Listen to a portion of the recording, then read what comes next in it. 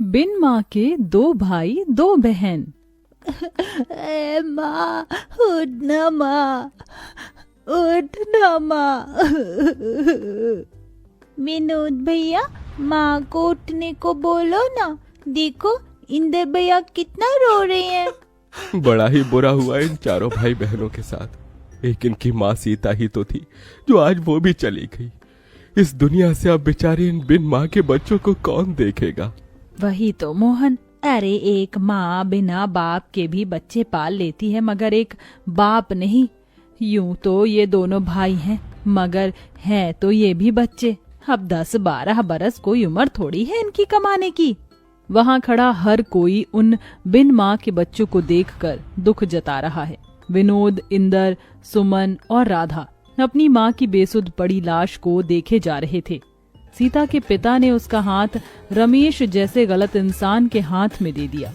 सीता को शादी के बाद पता चला कि रमेश पियक्कड़ है, मगर हर औरत की तरह सीता ने भी इस उम्मीद से कि एक न एक दिन रमेश सुधर जाएगा, उसने इस रिश्ते को निभाया और 2 बेटी और 2 बेटों को जन्म दिया।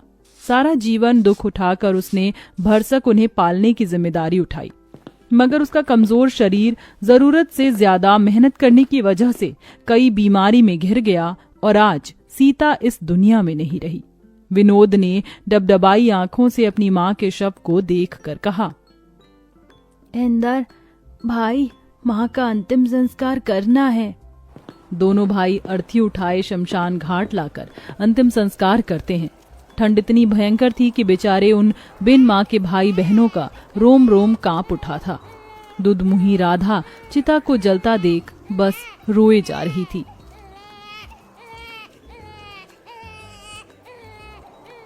खुद जलते जलते भी वो माँ अपने औलाद के उघार शरीर को गर्माहट से भर जाती है। बेचारे उन चारों भाई बहनों को भूखे प्यासे 2 दिन हो जाते हैं।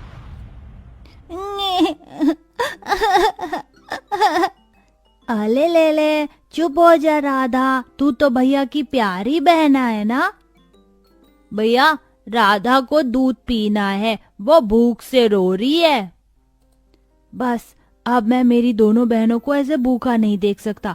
इंदर, तू इनका ख्याल रखना, मैं खाना लेके आऊंगा। मैं भी आपके साथ चलूंगा भैया, हमारी दोनों बहनें हम दोनों भाइयों की जिम्मेदारी है। ये ले सुमन, राधा का ख्याल रखना। 2 साल की राधा को सुमन की गोद में देकर दोनों भाई उस ठंड के कहर में काम ढूंढने निकल जाते हैं।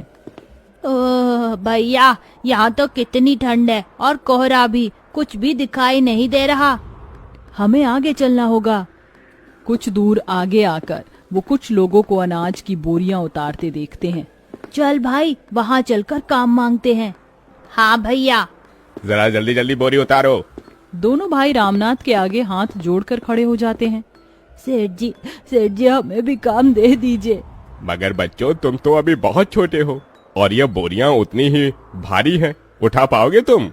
तभी दोनों की आंखों के सामने अपनी बहनों का भूखा चेहरा आ जाता है।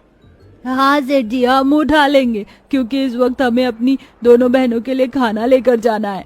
रामनाथ दोनों को काम दे देता है। ठंड में बोझा ढोके खाना लिए वो घर जाते हैं और अपनी बहनों को पेट भर कर खिलाकर खुद भूखे सो जाते हैं। ऐसे ही 15 साल बीत जाते हैं। विनोद, इंदर, ये लो तुम्हारी आज की दिहाड़ी। कितने हैं सेठ जी? दोनों के मिलाकर पूरे 2000 हैं। बहुत बहुत शुक्रिया सेठ जी। विनोद, कितनी बार कहा है मुझे सेठ जी मत कहा कर, काका कहा कर। कितने छोटे से आए थे तुम यहाँ, 15 साल बीत गए। तुम दोनों भाइयों की वजह से मेरा कल का छोटा सा गोदाम राशन मिल बन गया है। खैर, पिछले 2 दिन से तुम घर नहीं गए। जाओ, तुम्हारी दोनों बहनें चिंता कर रही होंगी। चलो भैया, घर चलते हैं। तभी उन्हें जाता देखकर रामनाथ ने कहा, इन दोनों भाइयों को देखकर लगता ही नहीं है कि ये बिन माँ के बच्चे हैं। खुद पर दुख उठाकर अपनी दोनों बहनों को पढ़ाया लिखाया। ईश्वर ऐसा भाई और ऐसी औलाद हर माँ को दे। राधा, सुमन, कहाँ हो हमारी प्यारी बहनों? विनोद भैया, इंदर भैया, कहाँ थे आप? आप दोनों को देखो तो, मुंह कैसे मुरझाया हुआ सा है। अरे वो सब छोड़ो और ये देखो, हम तुम दोनों के लिए क्या लाए हैं। क्या लाए हैं भैया?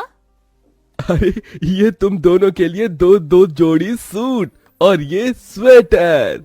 भैया इसकी क्या जरूरत थी, कितनी ठंड पड़ रही है और आप हर दिन ऐसे ठिठुरते हुए जाते हैं काम पर। हर बार हम दोनों बहनों के बारे में सोचते हैं, अपने तन पर एक जोड़ी स्वेटर भी नहीं खरीदते। आप नहीं जानते भैया, आप दोनों जब कांपते हुए काम पर जाते हैं ना तो हमें बहुत दुख होता है। कहते कहते सुमन रो देती है। अरे पगली रोती क्यों है? तुझे पता है तुम दोनों हमारे जिगर का टुकड़ा हो। हम तुम्हारी आंखों में आंसू नहीं देख सकते, इसलिए तुम्हारे गरीब भाई खुद ही दुख उठाते हैं। तभी डबडबाई आंखों से राधा कहती है, भैया फिर कभी खुद को गरीब न कहना, सच कहती हूँ ये हमारी तकदीर है जो आप दोनों हमारे वीर हैं। आप दोनों की परछाई में हमने हमेशा माँ को देखा है। आज भी याद है हमें, मुझे और सुमन दीदी को पेट भर खिलाने के लिए आप दोनों कैसे भूखे रह जाते थे, हमें पढ़ाया लिखाया। भैया अब आप दोनों शादी कर लीजिए। नहीं सुमन, जब तक तुम दोनों का घर नहीं बस जाता तब तक हम भाई शादी नहीं करेंगे। तभी दारू के नशे में धुत रमेश घर में घुसा। विनोद चल मुझे पैसे दे, मुझे दारू पीना है। शर्म नहीं आती आपको? आपकी इसी दारू की आदत की वजह से हमारी माँ दुनिया से चली गई और हम बिन माँ के हो गए। चले जाओ यहाँ से। ऐसे ही दिन बीतते गए और दोनों भाई राधा और सुमन के लिए रिश्ते देखने लगे। फिर एक दिन बड़ी सी गाड़ी उन बिन माँ के गरीब भाई बहन के द्वार पर आई। आइए वसुंधरा जी, मुझ गरीब भाई की कुटिया में आपका स्वागत है। इंदर जाकर राधा और सुमन को ले आ। वसुंधरा दोनों की सादगी देखकर उन्हें पसंद कर लेती है। विनोद मुझे तुम्हारी बहनें पसंद है, तुम बस शादी की तैयारी करो, मैं जल्दी अपने बेटों की बारात लेकर आऊंगी। माँ जी मेरी आपसे एक विनती है। आप तो जानती हैं हम दोनों बिन माँ की बेटियां हैं। हमारे भाइयों ने बड़ा दुख उठाकर हमें पाला है। हमारे भाई दहेज नहीं दे पाएंगे। ये सुनकर दोनों भाइयों की आंख से आंसू छलक जाता है। बेटी मुझे कोई दहेज नहीं चाहिए, चलती हूँ। ऐसे ही दिन बीतते हैं। इधर शादी का दिन पास आया है तो वहीं ठंड कई गुना बढ़ जाती है। भैया आज आपकी तबीयत बिल्कुल ठीक नहीं लग रही है। हाँ भैया, लगता है आपको ठंड लग गई है, आज आप आराम कीजिए। नहीं इंदर, अभी बहनों की विदाई के लिए पैसे जोड़ने हैं, मैं घर पर नहीं बैठ सकता। ये कहकर उतनी ठंड में भी विनोद काम पर चल देता है। अब वह दिन भर बोरी ढोते और फिर बचे वक्त में जूते साफ करते तो कभी मलबा ढोते। अब शादी की रस्म भी शुरू हो जाती है। राधा सुमन को हल्दी मेहंदी लगाने लगती है। भैया कल इसी वक्त हमारे आंगन में बहनों की बारात आएगी। ये हम दोनों भाइयों का कितना बड़ा भाग्य है ना भैया, जो अपनी बहनों का कन्यादान हम करेंगे। हाँ इंदर। मगर दोनों को कहाँ पता था कि एक और दुख उन पर आन पड़ने को है। शादी के रखे पैसे को रमेश चुरा कर ले जाकर दारू पी जाता है और खूब सट्टा खेलता है, जिसके बाद दोनों चिंता में आ जाते हैं। भैया पैसे तो है ही नहीं। हे भगवान, कितनी मुश्किल से कर्ज उठाया था शादी के लिए, अब ऐन मौके पर कौन देगा ऐसे पैसे।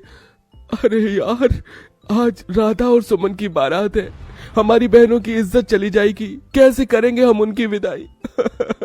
माँ तेरे दोनों बेटे हार गए माँ। दरवाजे पर खड़ा रामनाथ ये सुन लेता है और फौरन पैसे मंगवा कर उन्हें दे देता है। विनोद, इंदर, ये लो और इसे अपनी बहनों का कन्यादान करो। बहुत बहुत शुक्रिया काका, आज आपने हमारी बहनों की विदाई रुकने से बचा लिया। जिसके बाद दोनों उनका कन्यादान करते हैं और शादी बड़े धूमधाम से वसुंधरा के बेटों से होती है, जिसे कि पूरा गांव देखता है। और विदा होते हुए सुमन दिल से रोते हुए कहती है, भैया आपने हम दोनों के लिए माँ और पिता दोनों का फर्ज निभाया। जाते जाते इस बहन को एक खुशी और दे दो। बोल मेरी बहन। भैया अब बस अपना घर बसा लो, हम दोनों आपका घर बसते देखना चाहती हैं। थोड़े ही दिनों बाद दोनों भाई भी शादी कर लेते हैं और चारों बहन भाई अपने अपने जीवन में खुशी को पाते हैं। कहते हैं इस दुनिया में माँ की जगह कोई नहीं ले सकता, मगर इंदर और विनोद जैसे भाई जिस भी गरीब बहन के भाग्य में हो तो माँ और पिता दोनों का रूप मिल जाता है।